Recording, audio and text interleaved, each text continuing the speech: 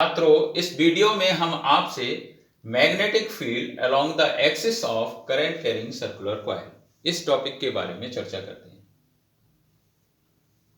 इस फिगर के according small ए metre radius की एक करंट कैरिंग सर्कुलर कॉइल है जिसमें आप देख रहे हैं आई एम्पियर की करंट फ्लो कर रही है इस डायरेक्शन में।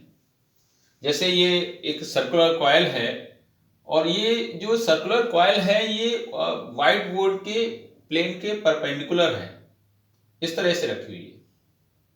आई एम्पियर की करंट ऐसे फ्लो कर रही है इस तरह से।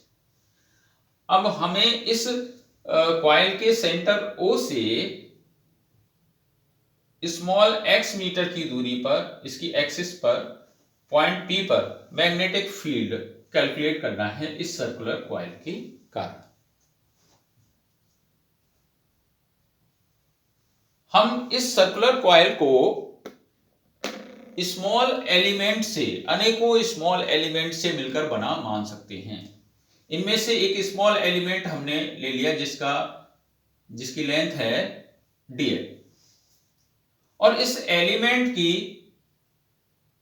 उस बिंदु P से जो दूरी है, जिस पर कि हमें क्या है, इस बिंदु P पर हमें क्या निकालना है, मैग्नेटिक फील्ड इस कॉइल के कारण। इस बिंदु P से इस एलिमेंट की जो डिस्टेंस है वो स्मॉल r है, और इस एलिमेंट को पॉइंट P से जो मिलाने वाली लाइन है उसकी एक्सिस से जो एंगल है वो थीटा है। तो इस फिगर के अकॉर्डिंग आप देख रहे हैं इस ट्राइंगल से r is equal to r square is equal to a square plus x square, hence r is equal to under root a square plus x square. अब वायो-सेवर्ट के नियम से इस स्मॉल एलिमेंट के कारण इस पॉइंट P पर जो मैग्नेटिक फील्ड होगा वो small magnetic field dV is equal to mu 0/4 pi IdL sine theta, यहां पर 90 होगा, साइन 90 अपॉन डिस्टेंस कितनी है इस एलिमेंट से उस पॉइंट P की, स्मॉल r, तो r स्क्वायर। यहां साइन 90 कैसे होगा इस बात को भी हमें समझना है। जैसे ये हमने वाली ये सर्कुलर कॉइल है और ये छोटे छोटे एलिमेंट से मिलकर बनी है, तो ये एलिमेंट तो ये रहा, और ये जिस पॉइंट पर हमें मैग्नेटिक फील्ड कैलकुलेट करना है वो ये रहा इसकी एक्सिस के अलोंग। तो जो एलिमेंट और उस पॉइंट P को मिलाने वाली जो लाइन है ये, उसका इस एलिमेंट से, इस तरह से ये एलिमेंट ऐसे रहेगा, ये जो एंगल होगा ये एंगल 90 डिग्री आएगा, तो इसलिए हम यहां साइन 90 लगाएंगे। तो dV is equal to mu 0/4 pi IdL, sine 90 1 हो जाएगा और यहां r स्क्वायर। तो आपने जो मैग्नेटिक फील्ड है पॉइंट P पर उसका मैग्नीट्यूड कैलकुलेट कर लिया वायो-सेवर्ट के नियम से, अकॉर्डिंग टू वायो-सेवर्ट्स लॉ।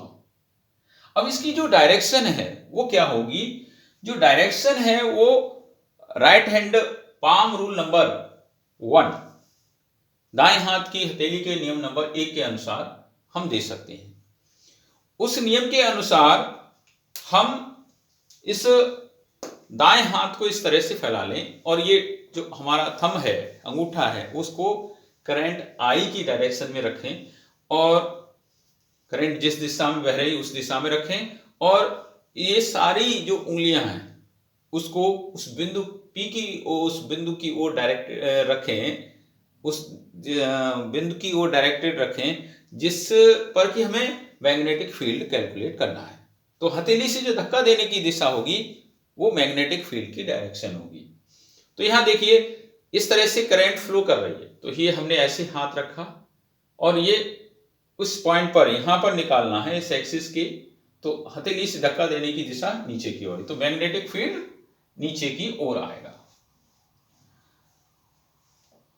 इसी तरह से हम एक इसके अपोजिट देख रहे हैं, यहां पर इस सर्कुलर कॉइल में एक हमने एलिमेंट और ले लिया, तो उसके कारण भी अगर हम मैग्नेटिक फील्ड कैलकुलेट करेंगे तो वो मैग्नेटिक फील्ड आएगा, तो मैग्नीट्यूड में यही डिस्टेंस इसकी आर होगी यहां से, और जो डायरेक्शन होगी, डायरेक्शन जो है आप देखिए यहां करंट इस तरह से फ्लो कर रही है, तो यहां हम इस तरह से रखेंगे हाथ, तो धक्का देने की दिशा किस तरफ आएगी, ऊपर की ओर।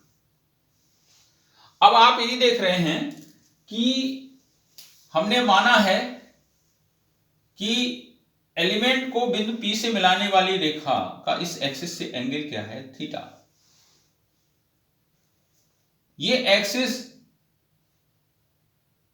पर जो इस एलिमेंट के कारण और ये एलिमेंट के कारण जो यहां अपोजिट हमने दो एलिमेंट ले लिए, एक दूसरे के अपोजिट हैं, तो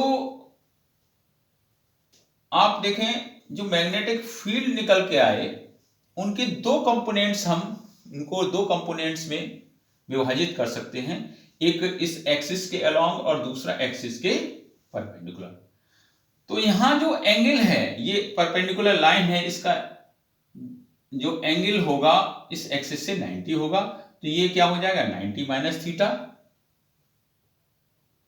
तो आप ये देख रहे हैं ये जो एंगल है ये थीटा निकल के आएगा।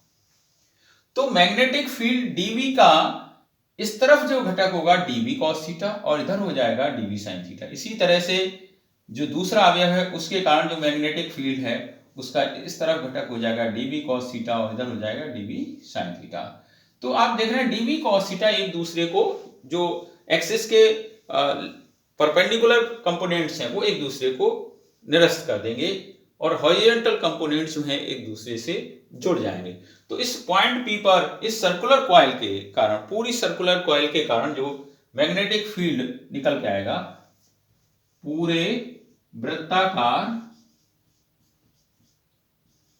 पूरी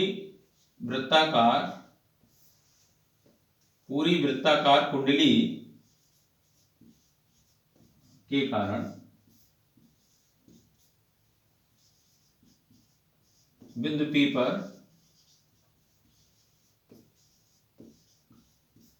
चुंबकीय क्षेत्र क्या निकल के आएगा, V is equal to integration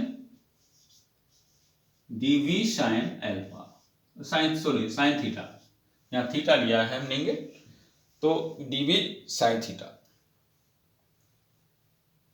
इस तरह के जितने भी अवयव होंगे, हमने इसको जो है जो स्मॉल एलिमेंट के कारण यहां मैग्नेटिक फील्ड निकल के आया, पूरे सर्कुलर कॉइल के लिए निकालने के लिए हमने क्या किया, इसका इंटीग्रेशन कर दिया। मैग्नेटिक फील्ड जो इस पॉइंट P पर था क्या था, dV साइन थीटा।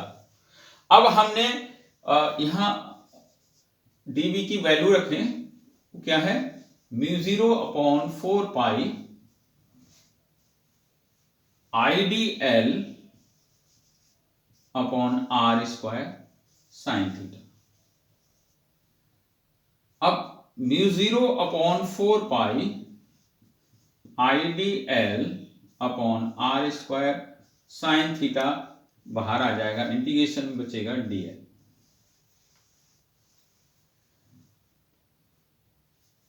μ0/4 पाई IDL upon R square sine theta आप इस ट्राइंगल से निकाल लीजिए, साइन थीटा हो जाएगा यहां, sine theta is equal to A upon R, तो यहां A अपॉन R रख देंगे और dl का इंटीग्रेशन करेंगे तो ये सर्कुलर कॉइल की सरकमफ्रेंस आएगी, वो होगी 2 पाई A। पाई से पाई कैंसिल, टू जा 4 और ये हो जाएगा म्यू जीरो आई, सॉरी यहाँ डीएल अंदर हम ले चुके तो ये डीएल नहीं होगा, सही है, यहाँ डीएल नहीं हुआ, mu zero upon 4 pi I upon R square और साइन थीटा ही केवल बाहर आएगा, डीएल तो यहाँ इंटीग्रेशन के अंदर है। तो mu zero I a square upon 2 R cube, ये मैग्नेटिक फील्ड निकल के आया। अब हम इसमें आर की वैल्यू रख देंगे। देखिए आर की वैल्यू है under root a square plus x square, तो ये जाएगी v is equal to mu zero I a square upon 2 और यहां under root a square plus x square इसकी पावर 3, तो ये हो जाएगा mu zero I a square 2 a square plus x square की पावर 3/2, अंडर रूट का मतलब 1/2 पावर का हाफ होना, तो 3/2 हो जाएगा न्यूटन पर एम्पियर मीटर।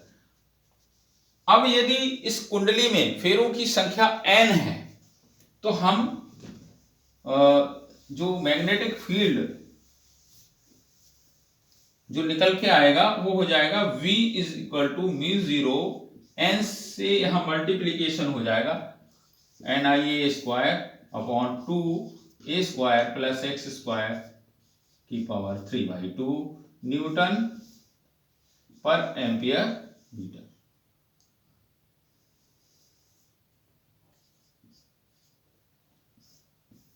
धन्यवाद।